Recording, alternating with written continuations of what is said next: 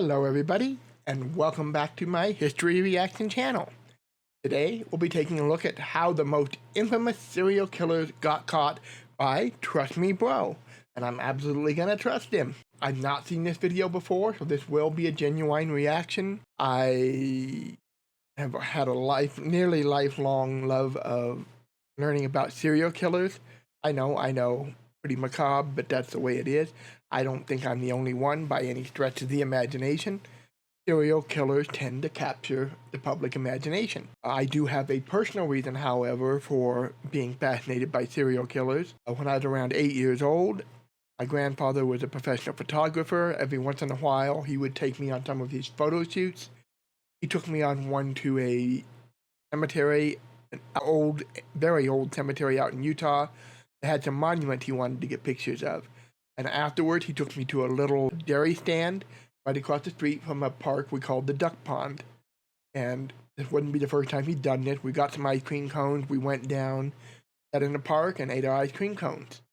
Well, that same day, just a few blocks away, a young girl, or a young woman, I guess I should say, disappeared. Nobody knows exactly when she was taken or exactly where, but her home was just a few blocks from where my grandfather and I were sitting.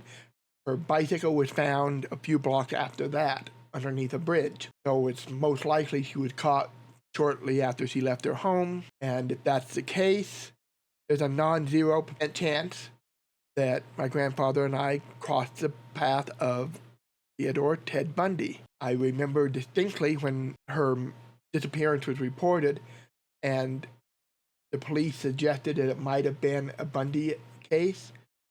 My mother pulled me aside and said, "Hey, you and your grandfather were in that area that day. This is a picture of the guy. You need to be watching for him when you're outside." Hey, I'm a latchkey kid. We were outside on our own all the time.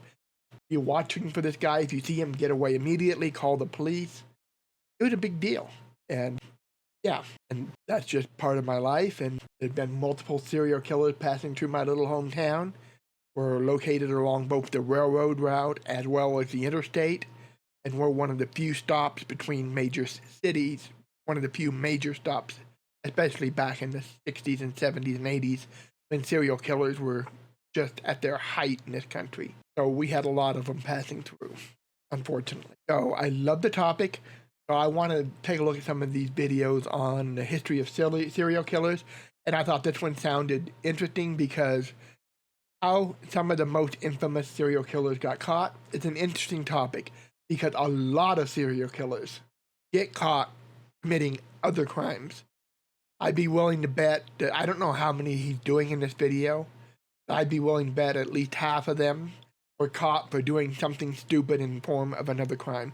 For example, fleeing from the police without any clear reason, Ted Bundy, parking in front of a fire hydrant, on a Sam, selling marijuana, which would have been John Wayne Gacy, and so on and so forth. There's a lot of examples.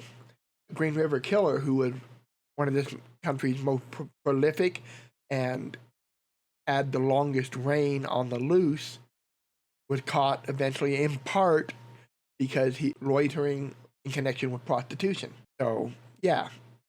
The moral of the story is if you're going to do serious crimes like being a serial killer, you might want to be squeaky clean otherwise. How the most infamous serial killers were caught. The date is April 16th, 1975. Okay. You are Sergeant Bob Hayward. Okay. Utah Highway Patrol officer. Utah, this is Bundy. Patrol. You're driving up and down suburban roads thinking about this crazy shark movie that just came out called Jaws. When all of a sudden, I remember you when notice that came something out. peculiar. You see a tan 1968 Volkswagen Beetle parked. That was the vehicle of choice for early serial killers. Several of them had Beetles. Later it would be vans, but initially a lot of them were in Beetles. And yeah, this is how Bundy gets caught the first time. Outside of a house at 3 a.m. Reasonably, this looks suspicious to you, so you take a closer look. However, as you approach the vehicle, they speed off. You pursue this vehicle, and fortunately, you're able to pull it over. This person was obviously up to no good, and you don't know what you're walking up to. You exit your cruiser and walk towards the vehicle with your gun drawn. Deep down, you're terrified, and you just hope that the other person is more terrified than you are. You command the driver to get out of the vehicle. They apologize and say that they were just up late watching a movie in the drive-in theater. However, the movie the suspect claimed they had seen at the drive-in wasn't playing at the drive-in, and you knew that, which made you suspicious enough to check their vehicle. A decision that likely has a significant impact on the course of history. During the search of your vehicle, you find a lot of things, and it seems like they only get more and more grim. You find gloves, pantyhose, ripped sheets, rope, a flashlight, a ski mask, an ice pick, trash bags, and handcuffs. Yeah, any one of those things by itself, except maybe the handcuffs, yeah, it's weird, but it's not suspicious. All those things together, however, not a good look.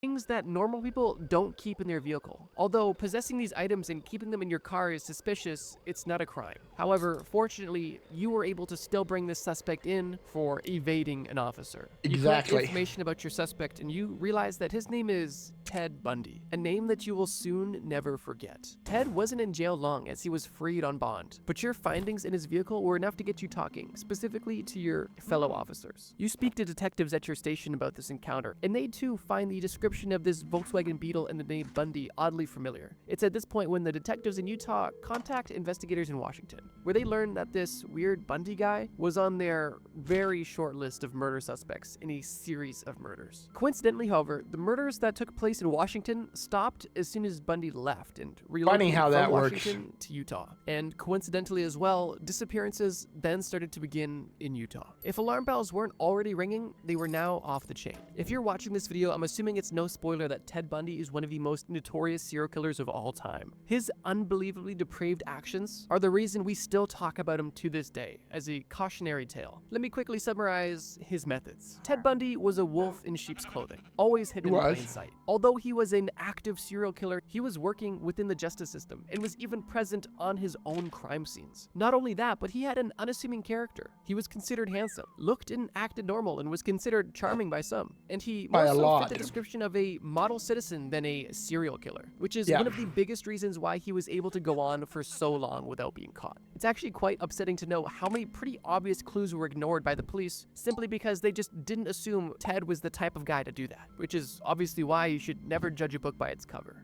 Yeah, so Ted Bundy was very charismatic. He was a charmer. And you hear this a lot when people are talking about serial killers. Oh, he's an average Joe. I never thought he would have done this. He was quiet, he was reserved, he was shy. You don't hear about that about Bundy. Bundy was outgoing, he was charming. People liked him. He was friendly. As he mentioned, he was a pillar of the community. He worked at a crisis center dealing with victims, or with suicidal people, victims of rape, that kind of thing, talking them down, calming them down, getting them help. He saved the life of a young girl who was drowning. He worked for various Republican campaigns as a campaigner. So he was a very public figure. He was not one of these guys that kind of fade into the background as an average, ordinary Joe that you wouldn't think of twice. So he blends in by standing out, as strange as that seems. He's not the kind that's going to blend in with the crowd. He's very definitely a center of attention. But that attention that he's creating is a very positive attention. He's gone to college for psychiatry. He's gone to law school. Very well educated. And he's going to take advantage of women by pretending to be helpless. He'll put like his arm in a sling, for example, or use crutches, make himself look vulnerable and make them feel sympathetic towards him. He is a very different breed of serial killer. And I've heard people compare some of these other serial killers to Bundy because, oh, they were pillars of the community, they were average Joes. Yeah, but Bundy's different than that. He's an in-your-face, in the public eye. He's not the kind that's going to fade into the background like so many of these others do. Ted Bundy was a very methodical killer, with a system that he had down to a science. Ted preyed on primarily young white women. He would Yes. typically lurk around colleges and universities where he could easily find his next victim. But he usually wasn't hiding in the shadows. He was directly in your face and would approach women, That's what I was typically in saying. an arm sling or crutches to appear helpless Exactly. and to gain sympathy points from the woman. And he would ask random women if they would be able to help him either put books in his car or something along those lines. Basically, any lie to get the women to believe that they're helping a helpless, kind gentleman do something in or around his car. And if these kind women did make it to his vehicle, chances were it was basically done for them. Yeah. I don't know if it was always the case, but at one point he actually had the passenger seat taken out of his car, make it easier to shove people in and keep them. He would typically bludgeon them while they were opening the door, shove them in, drive off with them. At this point, Ted would bludgeon these women, typically to the point of unconsciousness or even death, and then do a multitude of things, typically engaging in necrophilia on top of mutilating the body in ways that I can't even begin to explain, such as cutting off the victim's head and keeping it as a trophy, and taking pictures with his victims as a sort of Not twisted, unusual. happy memory. And then once he felt he was done, he would dump the body somewhere, typically in multiple pieces. But even then, in some instances, he wasn't done, as there is cases where he would go back to visit these bodies he had dumped multiple times. Yeah, not only did he do that, he actually volunteered to help the FBI capture the Green River Killer, probably not for altruistic reasons. I think it had a lot more to do with ego. The Green River Killer was about to pass him in kill count, but one of the things he told the FBI at that time was, you need to stake out the dump site because this guy is going to go back to them. He's going to want to revisit these sites. Which turned out to be true, although they never were able to successfully use that to catch him. But yeah, that is true. He did return, and a lot of serial killers do that. Ted Bundy was extremely twisted, but fortunately, this video is focused on justice. And in this case, justice was served, albeit much later than it should have been. And The more string than of once. murders committed by Ted Bundy had been going on for years at this point. But on He November escaped a 8th, couple times. 1974, 1 year before his run-in with the police at the beginning of this segment, Bundy kidnapped a woman that would soon become his downfall. He picked up this 18-year-old woman from the Fashion Place Mall outside of Salt Lake City, Utah. And of course, he had devious intentions. But unlike many before her, she was able to escape, saving her life. Over 1 year later, on October 2nd in 1975, only 2 months after the run-in with the police, this same woman picked Bundy out of a lineup in the police station, confirming that this man was the man who kidnapped her 1 year prior. And this one positive ID in this one police lineup was able to bring this entire thing to justice. As 1 year later, on March 1st, 1976, Bundy was found guilty for kidnapping and sentenced up to 15 years. Obviously, Bundy did much worse than kidnapping, but this was a start. And for him, he saw this as the beginning of the end. But if you think this is the conclusion of how Ted Bundy got caught, you're definitely mistaken. Because this is only the first of many times this man was caught. In 1977, another year later, Bundy was extradited to Colorado for the murder of one of his victims, which was progress in terms of justice. So that was a victim in Aspen. He had taken a victim from a ski resort, and he is extradited to Colorado while he's in court. I believe it was while he was in court. He goes into the restroom on the second floor, escapes out the window. But during this time, he escaped from a second-story window when he was left alone for only a few moments. He spent 6 days living in the wild outside of the prison in Aspen and was then found and taken. If you've not been to Aspen, it's pretty isolated. It's surrounded by forest and woods. It's a ski resort. There's not any other major towns right there near it. So yeah, you're pretty much going to be living in the forest unless you know which way to go, and you can do so without being seen. Back into custody. However, only a few months later, he escaped from his jail cell in Glenwood Springs, Colorado. And things took a dark turn once again. Bundy wasn't living in the woods for 6 days. He was on the run for months. And during this time... Yeah, Glenwood Springs, about an hour and a half, 2 hour drive from where I live. About an hour and a half. It's right on the interstate, I-70.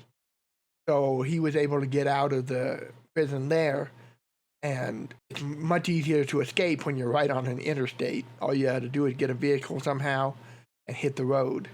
whether it's steal a car or hitchhike or whatever you got to do. He would attack 5 people and kill 3 of them. And by people, I mean young, innocent women. On February 15th, 1978, another officer spotted a stolen vehicle around 1:30 a.m. in Pensacola, Florida, and decided to pursue this vehicle. Once again, Bundy was taken into custody, and this officer didn't even know the level of monster that he had in the back of his cruiser. When Bundy was brought to the police station, he refused to say his name for over 2 days. A detective was able to get him to confess that his name was Theodore Chapman Bundy, but for some reason, the detective didn't connect the dots and realize that this was Ted Bundy, the serial killer that was. That's kind of embarrassing. Fortunately, this By this time, he was on FBI's most wanted list. I'm pretty sure he was by this time anyway, by the time he hit Florida. They should have recognized that immediately. Made the connection between Theodore and Ted. Come on, guys. mistake wasn't extremely consequential, as they did shortly after connect the dots. And on July 24th, 1979, Ted Bundy was convicted on 2 counts of murder. Although while he was in custody, he admitted to over 30 murders, and there is suspected to be even more, although those are not confirmed. On January 24th, 1989, Ted Bundy was executed in Florida State Prison at the age of 42. So now, if somebody asks you, how did Ted Bundy get caught? Not only do you know the answer, but now you know to ask, well, which time? The time he was first brought into custody for acting suspicious, the time that he ran away from the courthouse and was in the trees for 6 days and then was caught and brought back, the time that he broke out of prison with a hacksaw and was on another killing rampage for 2 months before being brought back. Yeah, that last killing rampage was pretty bad. When he got to Florida, among other things, he broke into a sorority house and just went through the sorority room to room, bashing in the heads of women until, he had to get out. But he wounded several, killed several. He went on a rampage after he hit Florida. I believe his last victim, though, was a young girl, maybe 14. I don't remember the details, in Florida. But that sorority house was Bundy Unleashed. It was straight out of a horror story. There's a few times he was caught, but in all seriousness, my description of this case only scratches the surface, and even the process of how he was caught and his court. Sorry, I had to pause it there because something was going wrong with the video, but I think we're okay. Yeah, this is a great picture of Bundy. Look at him. This does not look like a serial killer, does it? This is classic Bundy. This is why people had a hard time believing he was the monster. He just doesn't look like what you would expect a bloody murderer to look like. This is in his courtroom, and I believe this is when he's proposing to his fiancée. Well, soon-to-be fiancée. Okay, why is this not going? Here we go. Not only represented himself, but also proposed to his girlfriend at the time in court. There's a lot of lore to this story. And if you want to learn more about it, I actually have a video that goes specifically in depth on these serial killers, which I'll put at the end of the video. Bundy was executed via the electric chair with crowds watching as he perished. And his final words were a message of love for his family and friends, if he even had any left. The year Unfortunately, he did. You're a police officer in Ohio. It's Friday night, and you just started your shift. Dahmer. Due to a new safe driving initiative, you're tasked with field sobriety tests. Dahmer. And Dahmer. So far, your night is uneventful. A car drives up to your cruiser and stops. This one is bad. He's pulled over, suspected of drunk driving. This is when he had his first murder victim in the trunk of that car. He's let go, primarily because there's no reason to hold him. He passes the sobriety test. There's not really anything you call suspicious about it.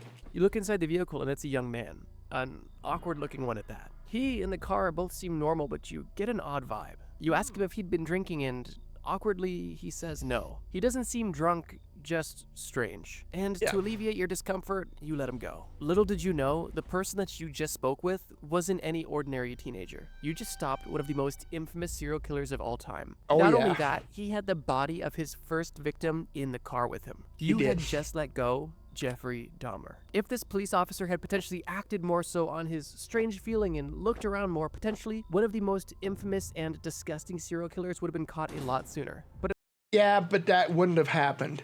Police, at least in most states, do not have the right to search your car without probable cause. They need to be able to see something that gives them probable cause, either about you or in the visible parts of your car. They can't just open your trunk and look into it without a search warrant. Unless, like I said, they see like a concealed gun somewhere, they can visibly see part of it sticking out or something. Then they might be able to jump in and search. But you can't blame this officer. He had no reason to search that car. and he would not have had a right to search that car. Continuing right along. Unfortunately, this early encounter was uneventful and marked the beginning of his disgusting killing spree. And it Jeffrey was. Dahmer, similar to Ted Bundy, was a rather unassuming serial killer who was social, active with the Yeah, and that's where I disagree. Bundy was not unassuming. Bundy was in your face. community, likable, and for those reasons, able to operate almost directly under the nose of the police for way longer than he ever should have been able to. Dahmer was more of an average Joe, though. And he was in the public eye, too, but for all the wrong reasons. If I'm remembering right, he exposed himself a lot in public, enough to definitely be a pattern. He was also known to be chronically drunk in public. Jeffrey Dahmer wasn't a particularly brilliant serial killer who crossed all these and dotted all of his I's. If you're familiar with how he committed his murders and what he did after the fact, there was a lot of opportunities for evidence to be found and dots to be connected, and unfortunately, the police took way too long to connect those dots. Jeffrey Dahmer's father was an analytical chemist, which may seem unassuming, but led to a morbid curiosity that ended up consuming Jeffrey Dahmer's life. Didn't know that. Jeffrey's father taught him how to preserve animal bones with bleach, and they would even look around their property together to find dead animals to dissect and preserve and bleach the skin and connective tissue of these dead animals. Jeffrey's father thought... I was going to say that's kind of disgusting, but I had something similar when I was younger. I was heavily into paleontology. I know a lot of young boys are, especially boys. I was a little more so. I actually did volunteer work at local paleontological quarries, as well as the local museum. I started the paleo quarries at like 13 or 14. I was pretty young. And the paleontologist I worked with actually taught me to do this. We would go out, collect animal remains. He would help me bleach them and clean them up so that I could study bone structures and understand how the body's put together to help my paleontology understanding. So there was a method to it. But yeah, this by itself doesn't strike me as unusual, because that's what his dad's doing anyway. But yeah, apparently Dahmer took it in an entirely different direction. He was sharing insight into his career with potentially interesting information, but to Jeffrey, this information was highly interesting, and unfortunately, it was taking in a completely wrong direction. Which we'll get into. On top of this weird dissection and scientific process, if you want to call it that, Jeff showed signs of trauma in his younger years, specifically torturing animals and being rather quiet and reserved. Torturing animals is one of the three main symptoms of serial killers in childhood. There are three key factors, and if you see two of these three in a child, it doesn't mean they're going to become a serial killer, but lion's share of the known major serial killers will typically have two of these three factors. One is chronic bedwetting later in life. One is torturing animals. And the last one is a tendency towards pyromania, starting fires, being obsessed with fires. If you have any one of those, you're probably okay. If you have two of those, or all three, there could be problems, because a lot of serial killers will have two of those three. His father even admitted that there were signs that he didn't notice at the time, which is questionable. They're kind of what we would call gateway crimes, the pyromania and the torture of animals. These are crimes or abhorrent behavior that escalate into greater crimes, typically. Bedwetting, I'm not sure what that has to do with it, but a lot of serial killers were chronic bedwetters till later in life, longer than typical. No idea what that has to do with anything, but there is a noticeable statistic trend in that direction. Interesting stuff. Graduating high school, Dahmer attended a party, something he did relatively often, as he tried his best to be social and was, at this point, already experiencing a rather nasty alcohol addiction. On the way home after this party, Jeffrey picked up a hitchhiker named Stephen Hicks, another 18-year-old man. They both went back to Dahmer's place to hang out and drink, and while Stephen didn't have any sort of romantic intentions, Jeffrey did. And when Jeffrey got the clue that things likely weren't going to happen, he took matters into his own hands in the worst way possible. Dahmer grabbed a dumbbell and hit this man over the head, knocking him unconscious. He then strangled the man and then assaulted his body for his own personal satisfaction. And then at that point, used what he had been practicing on animals on a person for the first time.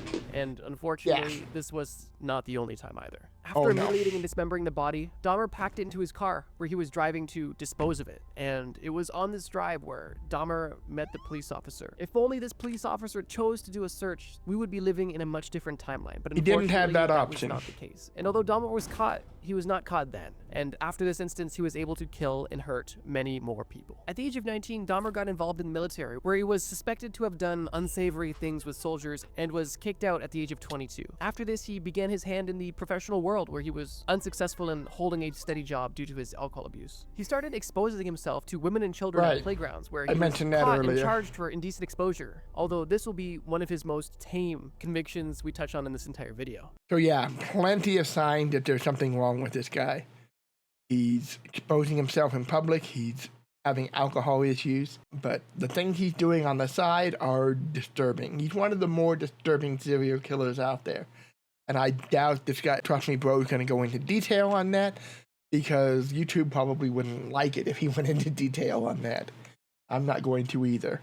If you want to know what he's doing with these victims, you need to look it up yourself. Dahmer's sadistic urges were beginning to take a hold of him, and he was back on the hunt, looking for control. It was around this time in his early 20s where Dahmer began frequenting bathhouses and gay bars, where he would meet men, hang out, and then take control, to put it in his words. Dahmer was most commonly drinking these men that he was meeting under the table, and due to his high alcohol tolerance, the people that he was with were unable to keep up and likely would pass out before Jeffrey was even feeling a buzz. In these instances, Jeffrey would take advantage of these people, but even with how manipulative and horrible this is still only the tip of the iceberg when it comes to Jeffrey Dahmer. He wasn't really convicted for any of these unwanted touchings, but he did get a 1-year probationary sentence for indecent exposure once again. In 1987, Dahmer knew that indecent exposure and drugging and assaulting men just wasn't enough, and he felt that he needed to get back to his old ways. Dahmer said that this second murder in the beginning of this next chapter of serial killings was actually an accident. He said he just woke up in a hotel with a dead person beside him. And even if that was true, any normal person would at that point call the police. Right.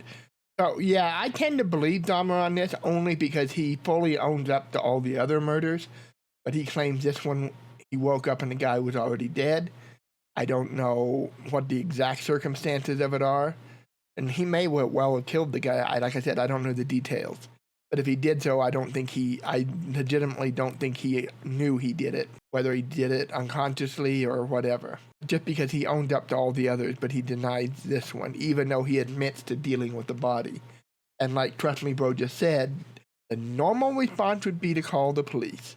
That's not what he's gonna do. But of course, that's not what Jeff did. Dahmer stuffed this person into a suitcase and took him out of the hotel. That is impressive. I can barely get a couple of changes of clothes in my suitcase without jumping up and down on it. I can't imagine stuffing in a fully grown adult male in one and getting it a fit. He took this body back to his grandmother's house, where he dismembered it, assaulted the body, and cut this person's head off and boiled it to keep the skull for his own personal use, to say the least. This trend would continue drugging, assaulting, and killing men over the next years. I know I've already gotten into detail, but there is so many disgusting and gruesome details associated with exactly what Jeffrey Dahmer would do to his victims, and there is a ton of videos about that. So let's focus in on the point of this video. Jeffrey Dahmer killed 17 men and boys between 1978 and 1991. But how exactly did he get caught? Well, if I remember right, one of his victims got away and alerted the police. I think that's how he got caught. As he continued his spree, he got less and less cautious and more hasty, as he simply cared less and less and was too caught up in his own fantasies, it seemed. On July 22nd, 1991, Jeffrey Dahmer lured a man named Tracy Edwards into his apartment, offering to pay him $100 for nude photographs. When they got to the apartment, that's when things started to go wrong. Dahmer attempted to handcuff this man and threatened him with a knife, and Edward smartly played along, trying to keep Dahmer calm and unassuming of him trying to escape. After spending 5 hours together, Tracy was able to punch Dahmer in the face and flee, getting out of the apartment and onto the street, where he flagged down 2 police officers. At this point, Tracy was barely clothed and still had a handcuff on his wrist. The police followed Tracy back I don't think this is what actually ends it, but it definitely puts him on the radar. To Dahmer's apartment, where Dahmer admitted to putting handcuffs on this man, but doing nothing wrong. However, the police weren't satisfied with that answer and searched the apartment, which is when one of the officers discovered Polaroid photographs of dismembered bodies. And that would do it. After seeing this evidence, the police handcuffed Dahmer after a bit of a power struggle. A search that took place later on uncovered a collection of human remains and other vile things that I won't even get into. Dahmer confessed to all of the murders. Yeah, I think I was crossing him a little bit with Gacy, who had something similar happen. One of his victims escaped, and he brought the police back, and Gacy was actually able to persuade the police that it was consensual. I don't know what his issue is, and they actually believed him. But yeah, Dahmer's finally caught, and thank goodness. And waived his right to a lawyer during his interrogations. And over a 2-week span, detectives were able to get Dahmer to admit to his crimes and detail them specifically. And in detail, he outlined 17 murders of men and boys between 1978 and 1991. The following year, on January 13th, 1992, Dahmer pled guilty but insane to 15 counts of murder. Dahmer wasn't sentenced to death in the court system, but he was by another inmate. And during his time serving 15 consecutive life sentences, he was beaten to death with a blunt object by another inmate. Some people thought this was a poetic ending to his reign of terrors, while others didn't think that this was quite justice. Actually, I think that is justice. He got what he gave. So I think it is justice. May not be the justice that some people wanted, but hey, he's taken care of, I guess. And I think it's definitely a case of an eye for an eye. This guy did unto Jeffrey what Jeffrey did unto others, only not nearly as gruesomely. No matter how you feel about this situation, the Jeffrey Dahmer story is extremely upsetting and honestly disgusting. And if you haven't seen it yet, there's an entire Netflix documentary about it. But to answer your question, how was Jeffrey Dahmer caught? One of his victims was finally able to escape and expose his human deli to the police and eventually the world. I do want to say that because I do post weekly, I'm not able to make extremely long videos. I try my best though, and I think on average 15 to 30 minutes isn't bad. But with that being said, unfortunately, there is a lot of serial killers that have existed, and fortunately, there are a lot who have also been caught. Ideally, there wouldn't be any serial killers to catch, but that's a different story. I say this because if you guys enjoyed this topic and this video, I would love to make another one, potentially a part 2, and maybe even make a series out of it. So before we get into our last killer, if you guys enjoy learning about these serial killers and how they eventually got caught, let me know in the comments below or give this video a like. If I see enough comments, then I will definitely make a part 2. Now, okay, this is a point where I say, please, I'll have the link to his original content in the description. Please consider going over to his channel and watching the original video there, giving him a like, support what he's doing. We do want to encourage him to make more of these types of videos, or any videos dealing with history, because that's what I love. If you're watching me, I'm assuming that's what you love, and we want to encourage you guys to keep going. Well, let's start the story. You're a young man in the Chicago area, and you're looking for a job. You just graduated high school, and you don't want to go to college. You want to get into the trades. It's a growing opportunity that doesn't require... Oh, this is going to be Gacy. Cool. Education, and that interests you. Your uncle's friend is a local business owner and politician, and he says that this man could help get you a job. He introduces you to this man, and you guys set plans to discuss a potential employment opportunity. This man invites you over to dinner, which you're rather comfortable with because you've seen this man before, and you've even been to a few of his events. Yeah, so Gacy had his own MO. One of the things he would do, he owned a construction company, and he would offer young men jobs at a construction company, invite them over for interviews, and that's how he'd get them. He's been known to have block parties, and he even likes to dress up at times as a clown, of all things. During your time with this man, you guys discussed employment opportunities, pay, expectations, previous experience, and all of the regular things you may expect you would discuss during a job interview. The interview comes to a close, and you feel optimistic, hoping that you're gonna get a job soon and potentially start a lifelong career. When the man you've been sitting across the table with asks you if you want to see a cool trick. You don't want to be rude, so you go with it, and he invites you into his basement.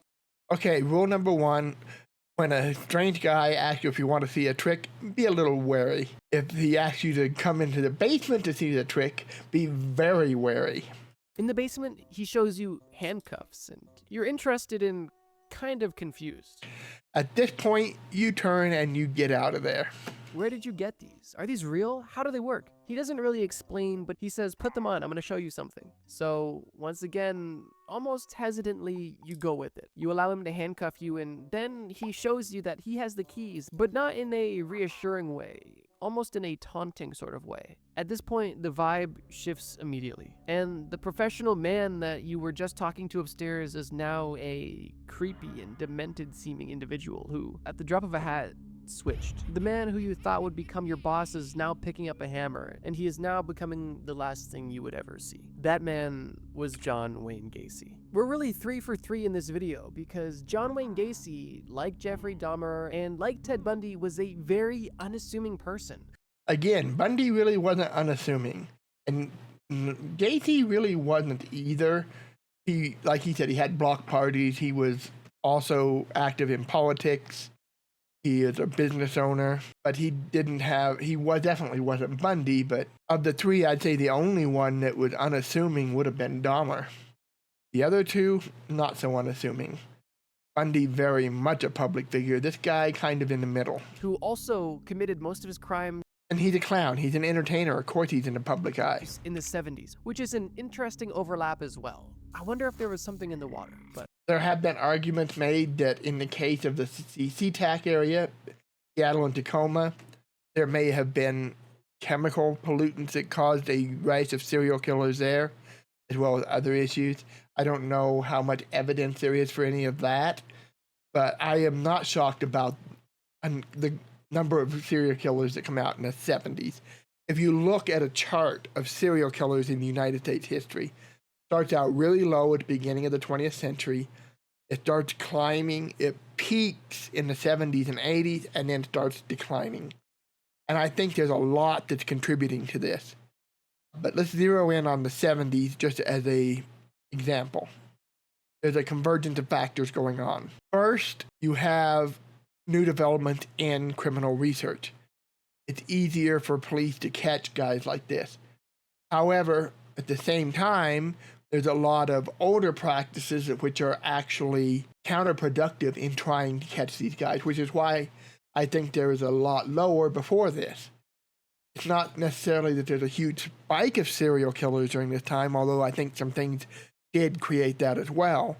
I think there was always serial killers, but we weren't necessarily catching them because police weren't really equipped in terms of procedure, in terms of thought process, to recognize and catch serial killers until we get into the late 50s, 60s, and then into the 70s. Why do I say that? Because even when you get into the 70s, you're looking for standard classic MOs and motives. You're looking for motives. The first people you're going to look at when you have a murder is close family, especially husbands in the case of women being killed, or boyfriends, neighbors, acquaintances, co-workers, people who knew the victims. Serial killers are the opposite. They kill people that are not close to home, not literally, but close to them in any way that can be lead back to them, typically. They tend to murder strangers, which makes them difficult to... They don't have a motive like inheritance or insurance or taking out a family member that's really irritating you, or a coworker or a neighbor that you're angry with. They are killing for the sole pleasure of killing. They don't care necessarily who they kill. Some had preferences, but the killing itself is the motive. And police were ill-equipped in earlier 20th century to really recognize this, unless it was very prolific like Jack the Ripper. It's only later that you start understanding that, hey, some crimes don't have your traditional motive. There's also this idea that killers have a MO, a modus operandi, and it's going to be consistent. That's not true with serial killers. They have signatures. They have things that drive them to commit their crimes, so they will have patterns. For example, Bundy not only went after young, attractive women, but he tended to prefer women that looked like one of his ex-girlfriends. Same thing, for example, with Son of Sam. He went after a specific type of woman. Long hair, and I believe blonde in his case. He would kill anybody around a woman as well, typically her boyfriend or personal friend, but his main victim usually fit a specific description. But that's not a MO. MO is how you kill. So we have a signature, something that they do because they're compelled to do it. It's part of whatever is driving them to kill. And then you have MO, which is how they do it. And some serial killers are experimenting. They're trying new and improved ways to kill. So, an example, Zodiac killed in multiple ways. He used guns. He tied people up and stabbed them. He didn't do things consistently. Even those that do things consistently are clearly learning and evolving and changing. That's kind of a trademark of serial killers, but it doesn't fit the old school narrative of how you investigate a crime. So that kind of leads police astray. Police are not communicating. In fact, in some cases, they're hindering each other. When you have serial killers that are crossing jurisdiction, which is common, because again, they're not hunting at home. They're going away from where they live in order to get victims that aren't directly attached to them. So it's not uncommon for them to be going into a different police precinct, a different town, or even a different state.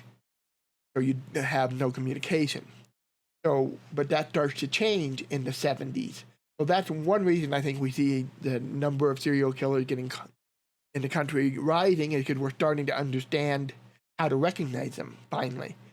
That we're starting to realize that not all these missing girls and men, but mainly girls, are just runaways, running off to elope with their boyfriend somewhere, or going off into prostitution in some cases, or whatever they're doing. We're starting to understand that not every crime has a motive beyond just killing. So that's one factor. Another factor, especially in the 70s, is you got the counterculture movement going on.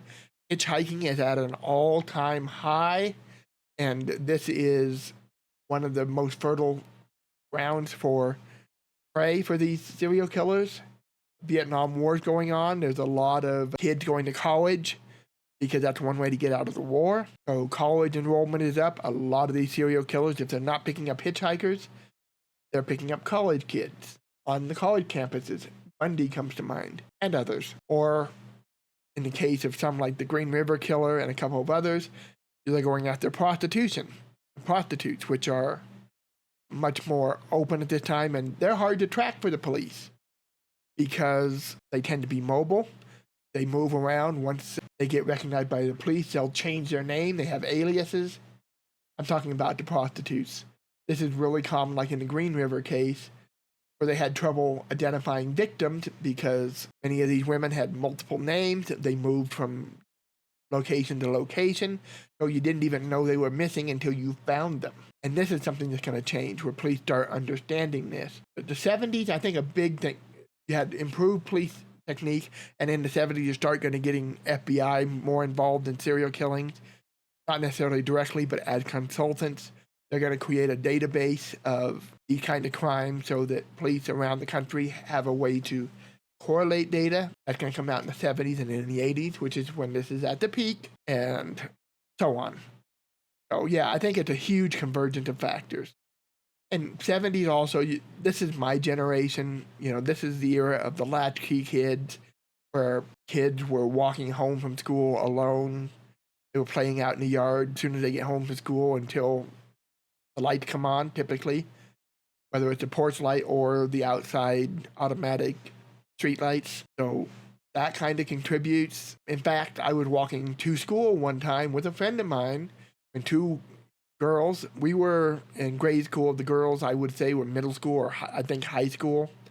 Definitely much older than we were. Ran by, and they told us to get out of there. There's a guy coming with a knife. We hid in some overgrowth brush. We saw the guy go by. He was just walking very quickly. He did have something shiny in his hand. I won't swear it was a knife. I was not in any position to get a closer look, nor did I want to be. But we did go to school. We did report it.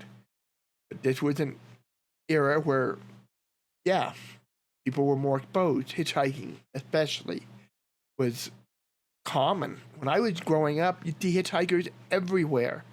Both here in town or when we were traveling, you'd see hitchhikers all the time. I don't see them anymore. I've seen maybe one a year these days. It's rare. So yeah, different times, but also better understanding of serial killing. I think we're starting to realize in the 70s and 80s that this is a thing. We're starting to recognize it more. I think that's why we see this huge uptake at that time. And now that we understand who they are and how to identify them, we're putting in place things like these FBI databases, and we start getting more technology especially later on when we get into DNA, we start seeing it drop off again because we can catch them earlier now. Because we know, hey, this is apparently a motiveless crime. The victims, this could be a serial killer. Let's look for more evidence, more missing people. Let's pay attention to this and nip it at the bud. So I went long-winded on that, but I am not personally shocked that we see a huge spike in the 70s and 80s. I think it's a huge convergence of factors, none of which is just that there was something in the water. Just a lot of things John going Wayne on. Gacy lived in the northern suburbs of Chicago and owned a successful construction company and was a seemingly loyal father and husband to his second wife and 2 stepdaughters. He even attended church and was active in the Polish community. Gacy was also involved in the Democratic Party and through that had some interesting connections. He did. Connections that... Yeah, there's a famous picture of him with Rosalind Carter. I'm assuming now wish they had nothing to do with Gacy. Gacy was known, like I mentioned in the story, for throwing block parties, inviting the police, neighbors, and anybody in the community who wanted to celebrate, enjoy food, and even see a clown perform some tricks. That clown being Pogo the Clown, which was Gacy's alter ego. But even in this condition, in the northern suburbs of Chicago, living a seemingly nice life, before anything was ever found out, before he was ever caught for his 32 murders, he already had a dark and shadowy past. Gacy was previously arrested for assaulting 2 young men in Iowa. And if that's not crazy enough, this was also the exact same time when his first wife was giving birth to his child. Literally insane. For these crimes in Iowa, Gacy was caught and served time in prison. He was sentenced to 10 years but only got 18 months and was released on parole. So technically that was the first time Gacy was caught, but that's not the only time he was caught. So let's keep going.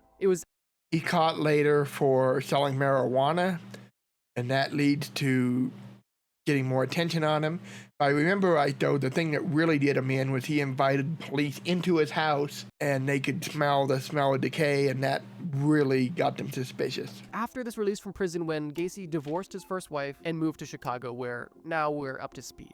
From the outside, it seemed that Gacy was living a great and rather successful life, but that couldn't be further from the truth. His marriage was falling apart after telling his wife that he was bisexual and wanting to get men involved in their relations, and that's something you tell your girlfriend before you propose, not after you marry her. Yes, it might cost you getting married, but coming out later definitely is going to, most likely. Her divorce left Gacy a lot of free time to indulge in his fantasies. On December 7th, 1976, a young man named Robert, who was working at a pharmacy, stayed after work to talk to a man who said that he could have a construction job available for him. Sound familiar? Gacy offered to pay him double what he was making. An interesting proposal to anybody. This young pharmacist obviously was never seen again. And worst of all, while Robert was meeting with Gacy, his mom was outside waiting for him to finish work and to drive him home, as she was his That's kind of sad. bride, and she was gonna take him home so they could spend time together, as it was his mom's birthday.